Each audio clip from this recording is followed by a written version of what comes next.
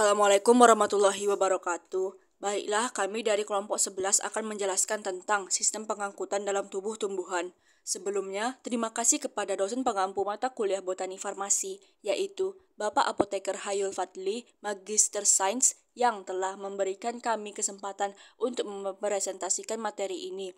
Selanjutnya, saya akan memperkenalkan anggota dari kelompok 11 dengan saya sendiri, Kezia Nabila Mulyono dengan NIM 2301065 sebagai pemateri pertama, Naifah Ulia dengan NIM 2301072 sebagai pemateri ketiga, dan Rifindi Amelia dengan NIM 2301087 sebagai pemateri kedua. Pentingnya sistem pengangkutan dalam tubuh tumbuhan. Di dalam tubuh tumbuhan terdapat dua jaringan pengangkut, yaitu xilem dan floem. Xilem berfungsi untuk mengangkut air dan nutrisi mineral dari akar ke bagian atas tumbuhan. Sedangkan floem untuk mengangkut hasil fotosintesis dari daun dan menyebarkannya ke seluruh bagian tubuh tumbuhan. Sistem pengangkutan sangat penting dalam kehidupan tumbuhan karena mengangkut nutrisi, air, mineral, dan hasil fotosintesis lalu disebarkan ke seluruh bagian tubuh tumbuhan. Sistem pengangkutan sangat penting untuk memastikan bahwa tumbuhan dapat menghasilkan dan menyediakan sumber daya yang diperlukan untuk bertahan hidup.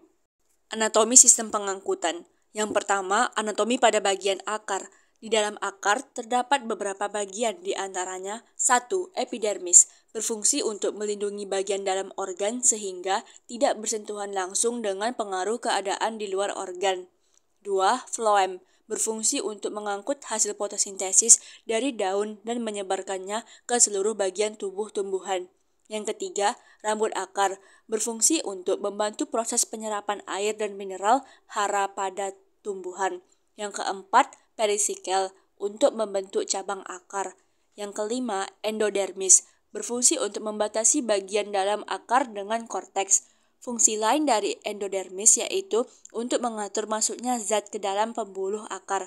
Yang keenam, pita Kaspari, berfungsi untuk mengatur jalannya mineral yang diserap oleh akar agar menuju ke silinder pusat.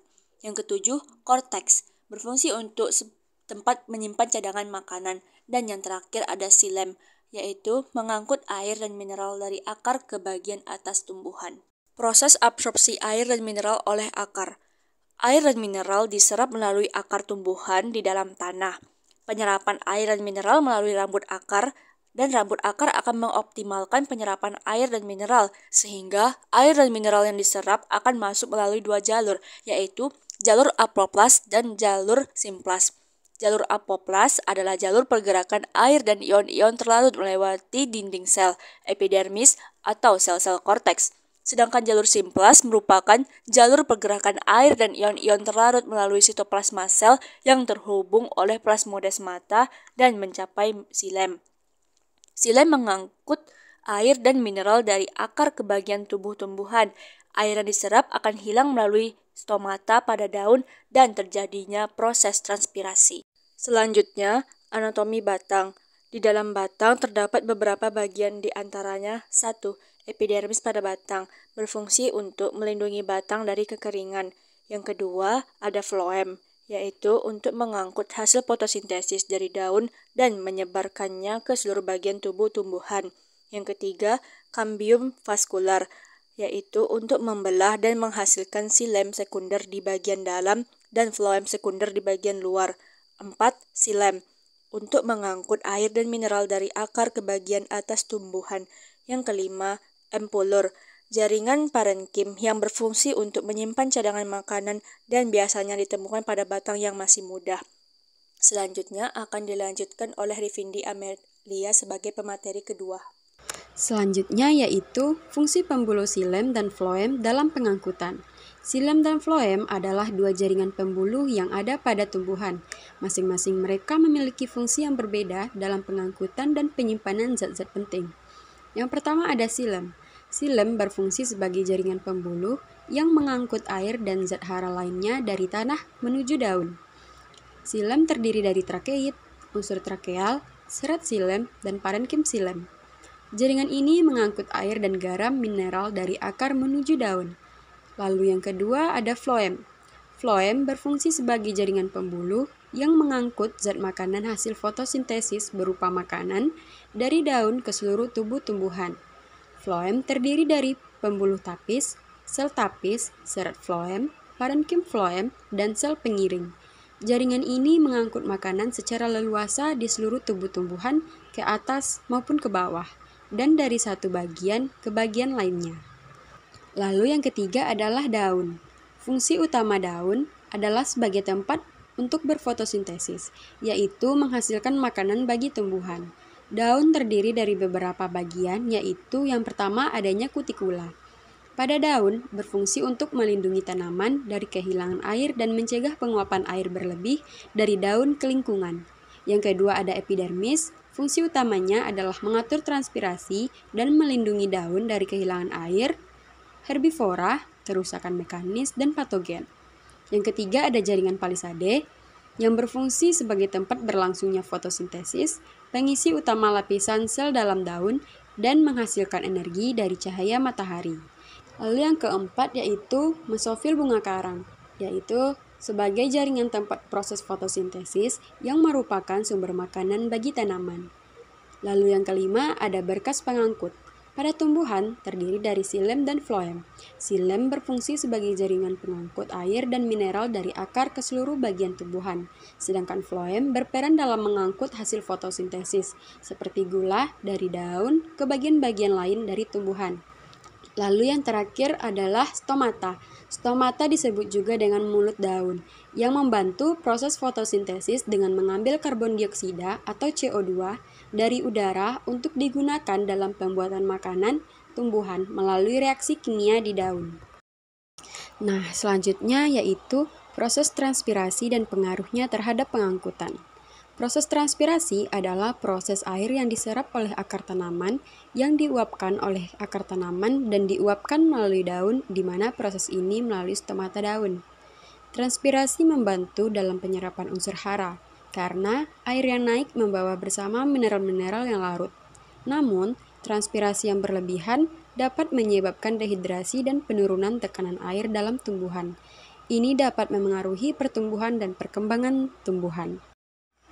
Lalu, ini adalah sketsa proses transportasi tumbuhan, di mana tahapan pertama proses pengangkutan air ini dimulai dari diserapnya air dari dalam tanah oleh rambut-rambut akar untuk kemudian masuk ke bagian sel-sel epidermis dengan cara osmosis.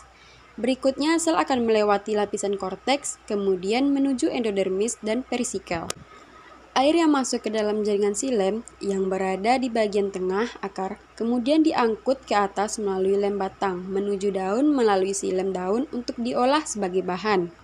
Dan sebagai pipa-pipa kapiler, pengangkutan air ini dipengaruhi oleh suatu hal, yaitu adesi dan kohesi. Pada saat air masuk ke dalam pembuluh xilem, air akan mengalami gaya adesi antara molekul air dengan dinding sel pembuluh xilem. Sedangkan gaya kohesi antar molekul air dengan molekul air lainnya sangat kuat dipengaruhi oleh adanya ikatan hidrogen. Hal inilah yang menyebabkan air dapat bergerak naik di sepanjang pembuluh xilem. Lalu yang terakhir yaitu proses transpirasi, di mana transpirasi adalah proses kehilangan air dari tubuh tumbuhan dalam bentuk uap air. Selanjutnya yaitu fungsi dan struktur pembuluh xilem. Pembuluh xilem terdiri dari beberapa struktur. Yang pertama yaitu trakeida. Trakeida adalah sel panjang yang memiliki ujung yang runcing namun tidak berlubang, yang berfungsi untuk mengangkut air dan garam mineral.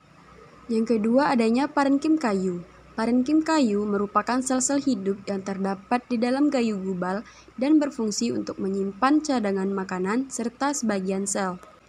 Yang ketiga adanya trakea. Trakea adalah deretan sel dengan susunan memanjang yang pada bagian ujung pangkalnya memiliki ujung berlubang dan saling bersambungan. Fungsi elemen pembuluh atau trakea ini adalah untuk mengangkut air, garam tanah, dan zat-zat hasil fotosintesis dari tanah ke dalam xilem. Lalu yang terakhir yaitu serabut xilem, yang terdiri dari sel panjang berdinding sekunder yang mengandung lignin. Serabut xilem terdiri dari dua jenis, yaitu serat trakeid dan serat libriform. Baiklah, materi selanjutnya akan dilanjutkan oleh rekan saya, Naifa Ulia. Baik, selanjutnya adalah proses pengangkutan air dan mineral melalui xilem. Air dan mineral diserap oleh rambut akar dan masuk ke dalam xilem melalui proses difusi. Xilem yang terdiri dari pembuluh kecil, pengangkut air, mineral, dan nutrisi dari akar ke seluruh bagian tumbuhan, termasuk daun. Air yang diserap oleh akar harus sampai ke bagian tertinggi tumbuhan seperti daun untuk proses fotosintesis. Selanjutnya adalah fungsi dan struktur pembuluh floem. Yang pertama, parenkim floem adalah sel hidup yang terletak di bagian bulu tapis. Parenkim floem berfungsi sebagai tempat untuk penyimpanan lemak, zat tepung, dan zat-zat organik lainnya. Yang kedua, sel penggiring atau sel tetangga adalah untaian sel-sel hidup bentuknya menyerupai parenkim. Sel pengiring berfungsi sebagai proses masuk dan keluarnya makanan melalui pembuluh tapis. Sel penggiring memiliki plastida, nukleus, dan plasmodesmata yang bercabang. Yang ketiga adalah sel bulu tapis. Sel-sel terdapat pada jaringan pembuluh tapis atau floem pada tumbuhan berpembuluh. Sel-sel buluh tapis dihasilkan oleh kambium pembuluh dan setelah masak tidak kehilangan fungsi. Dalam sistem bulu tapis, biasanya sel-sel bulu tapis didampingi oleh sel-sel penggiring yang lebih kecil. Sel-sel bulu tapis memiliki dinding sel yang tipis dan memiliki struktur lubang-lubang. Yang keempat adalah lempeng lapisan. Ujung berpori pada sel-sel tapis yang saling berdekatan pada jaringan floem tumbuhan.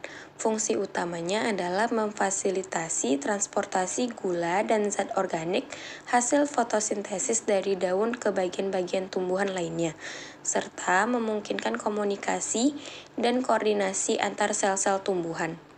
Yang kelima adalah lubang tapis, juga dikenal sebagai plasmodesmata, adalah struktur berlubang pada dinding sel pembuluh tapis atau floem yang memungkinkan pertukaran zat antara sel-sel tumbuhan. Fungsi utamanya adalah memungkinkan aliran sitoplasma dan zat makanan melalui sel-sel tapis, sehingga memfasilitasi transportasi gula dan zat organik hasil fotosintesis dari daun ke bagian-bagian tumbuhan lainnya. Nah, selanjutnya ada proses pengangkutan hasil fotosintesis melalui floem. Pada tumbuhan, hasil fotosintesis seperti gula dan zat organik lainnya diangkut melalui jaringan floem. Proses pengangkutan nutrisi hasil fotosintesis menggunakan floem terjadi dari daun, di mana fotosintesis berlangsung ke seluruh bagian tumbuhan yang memerlukan nutrisi. Jaringan floem membawa nutrisi tersebut melalui perjalanan dari daun ke bagian-bagian tumbuhan lainnya. Adapun beberapa langkah dalam proses pengangkutan hasil fotosintesis melalui floem. Yang pertama, pengangkutan air dan nutrisi dari dalam tanah. Air dan nutrisi dari dalam tanah diangkut dari bawah ke atas oleh xilem. Yang kedua, pengangkutan nutrisi hasil fotosintesis. Nutrisi hasil fotosintesis seperti gula dan zat organik lain dikirim ke bagian tumbuhan lain melalui floem. Yang ketiga, penggunaan floem. Floem bekerja untuk mengedarkan hasil fotosintesis ke seluruh bagian tumbuhan. Selain itu, floem juga berperan dalam pengangkutan senyawa nitrogen, karbon dioksida, dan sisa metabolisme pada makhluk hidup. Semua bagian tumbuhan seperti akar, batang, daun, dan bagian lainnya memerlukan nutrisi yang dihasilkan oleh proses fotosintesis. Oleh karena itu, pengangkutan hasil fotosintesis melalui floem sangat penting untuk menjaga kesehatan dan pertumbuhan tumbuhan. Selanjutnya, koordinasi akar, batang, dan daun pada sistem pengangkutan. Koordinasi antar akar, batang, dan daun dalam pengangkutan air pada tumbuhan melalui proses kompleks yang melibatkan beberapa mekanisme. Air dan zat-zat diserap oleh akar kemudian diangkat melalui xilem pada batang menuju daun. Daun berperan dalam mengeluarkan uap air melalui stomata dalam proses transpirasi, sehingga menciptakan daya isap yang menarik air dari akar ke daun. Koordinasi antar ketiga organ ini memungkinkan tumbuhan untuk mengangkut air dan mineral dari akar ke daun dan mengangkut hasil fotosintesis dari daun ke seluruh bagian tumbuhan. Yang terakhir adalah faktor-faktor yang mengganggu pengangkutan dalam tumbuhan. Yang pertama ada suhu. Peningkatan suhu dapat meningkatkan kadar transpirasi pada tumbuhan yang merupakan proses penguapan air melalui stomata daun. Hal ini dapat mempengaruhi pengangkutan air dan nutrisi dalam tumbuhan. Selain itu, suhu juga dapat mempengaruhi daya kapilaritas batang, yaitu kemampuan silem dalam pengangkutan air dari akar ke seluruh tubuh tumbuhan. Yang kedua ada kelembapan, merupakan faktor penting yang mempengaruhi proses pengangkutan dalam tubuh tumbuhan karena mempengaruhi keseimbangan air, nutrisi, dan hormon dalam tubuh tumbuhan. Selanjutnya yang ketiga adalah tekanan akar. Tekanan akar memainkan peran dalam menarik air ke atas tumbuhan. Yang keempat adalah transpirasi. Faktor kelembapan mempengaruhi laju transpirasi tumbuhan. Kelembapan tinggi menyebabkan transpirasi menurun, sementara kelembapan rendah meningkatkan transpirasi. Hal ini karena transpirasi melibatkan penguapan air melalui stomata daun yang dipengaruhi oleh tingkat kelembapan udara. Oleh karena itu, kelembapan merupakan faktor eksternal yang signifikan dalam mempengaruhi proses pengangkutan dalam tubuh tumbuhan. Demikian presentasi dari kelompok 11, semoga bermanfaat untuk kita semua. Saya akhiri, Assalamualaikum warahmatullahi wabarakatuh.